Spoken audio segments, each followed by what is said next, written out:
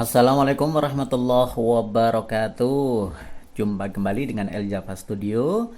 Anak-anak yang tercinta dan ayah bunda sekalian, alhamdulillah kita bisa belajar lagi di pembelajaran pendidikan agama Islam dan budi pekerti, dan kali ini kita berjumpa di kelas 2. Ya. Bagi teman-teman semua, anak-anak semua dan ayah bunda yang belum subscribe channel ini, silahkan di subscribe dulu. Tombol merah di bawah videonya diklik supaya kalau kami upload video baru, teman-teman semua, adik-adik semua, anak-anak semua, ayah bunda semua bisa mendapatkan notifikasi, dan subscribe itu gratis. Kita berjumpa dalam pembelajaran PAI dan Budi Pekerti kelas 2 pelajaran 6 ya. Sekarang udah sampai pada pelajaran 6, yaitu ayo berwudu. Dan kali ini materinya adalah hal-hal yang membatalkan wudu. Jadi tentang wudu sudah kita pelajari pada pertemuan yang lalu ya, tentang syarat wudu, kemudian rukun wudu, sunnah wudu, dan kali ini adalah hal-hal yang membatalkan wudu.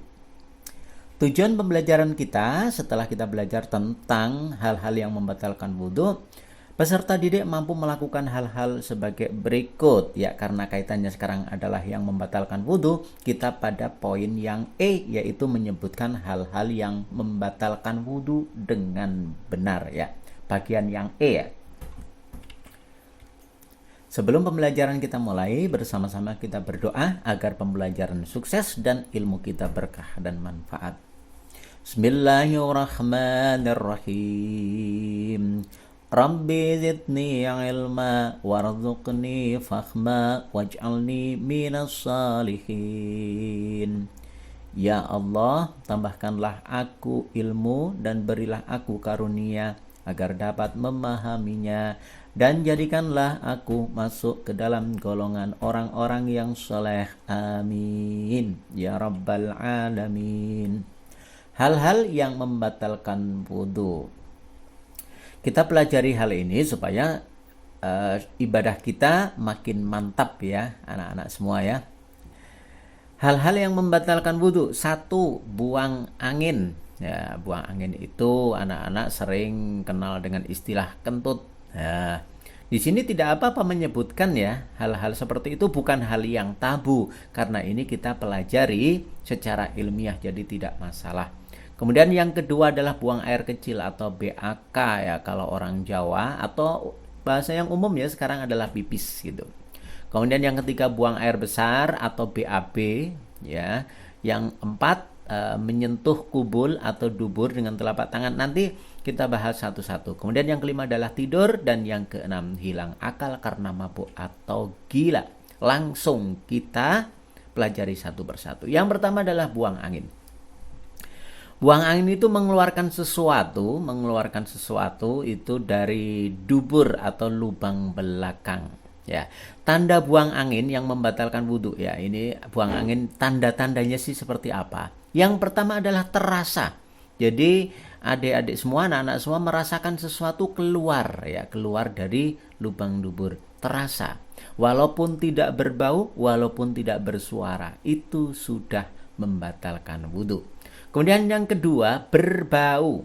Ya, berbau itu jadi tanpa bersuara, tanpa serasa, tahu-tahu kok di wilayah kita wilayah kita berbau ya, itu berarti anak-anak sudah kentut itu. Kemudian bersuara ya, tidak terasa, tidak berbau, tapi suaranya suaranya kencang gitu. Nah, itu artinya anak-anak semua sudah wudhunya sudah batal dan harus diulangi agar ibadah sholat kita juga sah.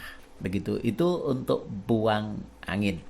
Kemudian yang kedua adalah buang air kecil atau BAK, pipis. Buang air kecil membatalkan wudhu ya, meskipun sedikit ya. Dan air kecil juga termasuk najis. Oleh karena itu kalau BAK ya, buang air kecil, kita kebetulan pakai celana panjang misalnya. Kalau pakai celana panjang berarti harus digulung ke atas yang tinggi, atau pakai sarung ya juga digulung ke atas yang tinggi.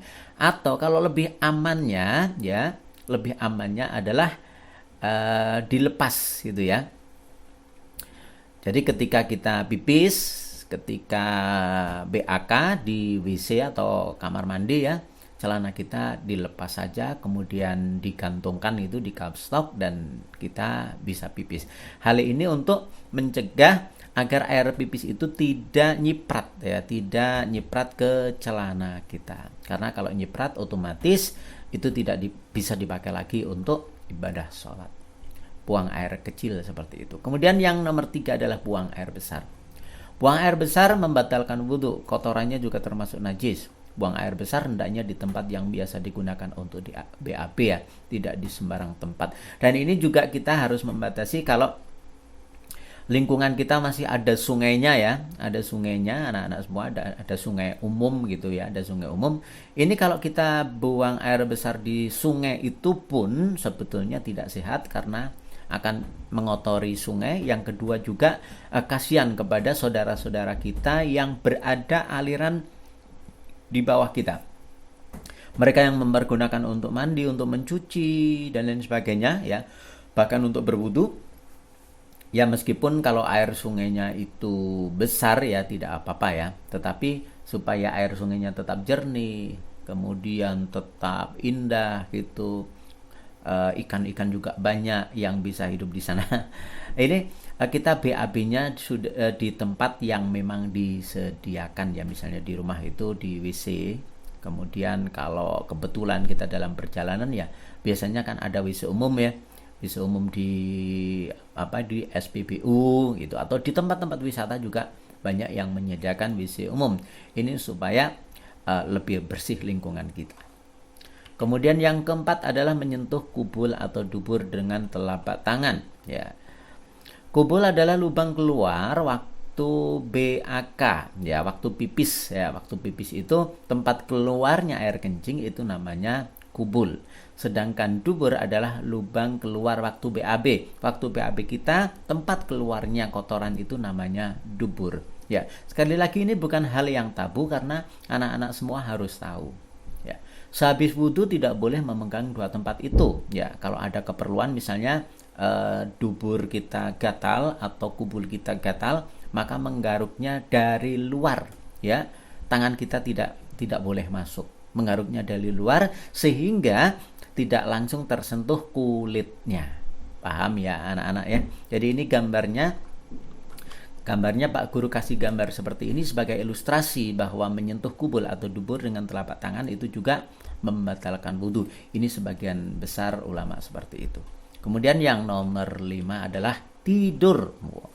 Secara umum tidur membatalkan wudhu, tetapi ada posisi tidur yang tidak membatalkan wudhu. Seperti dicontohkan dari para sahabat, yaitu posisi tidur. Ini Pak Guru ambilkan riwayat dari sahabat ya, meskipun di buku PAI tidak ada, ini sebagai penguat aja. Dahulu para sahabat Nabi menunggu sholat isya di waktu akhir ya, sampai kepala mereka condong karena ngantuk, lalu mereka sholat dan tidak berwudu lagi ya. Hadis riwayat Abu Dawud nomor 200, Al-Baihaqi dalam As-Sunan Al-Kubra nomornya 601. Posisinya masih duduk ya, qu'udan, sebagaimana riwayat Imam Baihaqi ya. Jadi mereka dalam keadaan duduk.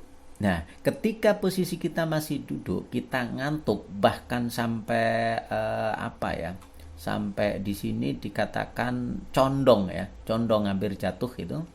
Tetapi kalau kita masih posisi duduk, maka wudhu kita tidak batal. Begitu anak-anak.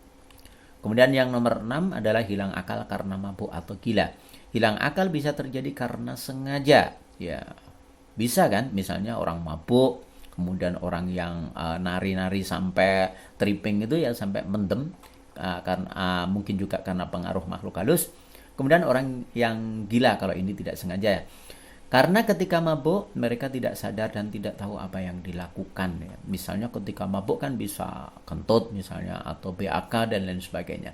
Nah, sehingga orang yang kehilangan akal, baik itu sementara seperti mabuk dan mendem itu kan sementara, atau hilang akal secara permanen, maka wudunya batal. Dan ketika dia ingat lagi, sadar lagi, harus memperbarui wudunya ketika akan melakukan sholat. Alhamdulillahirrabbilalamin, pembelajaran kita selesai. Semoga bermanfaat video ini. Semoga kita menjadi generasi yang soleh dan solehah. Amin amin ya rabbal alamin. Kurang lebihnya mohon maaf yang sebesar-besarnya. Billahi taufiq wal hidayah. Assalamualaikum warahmatullahi wabarakatuh.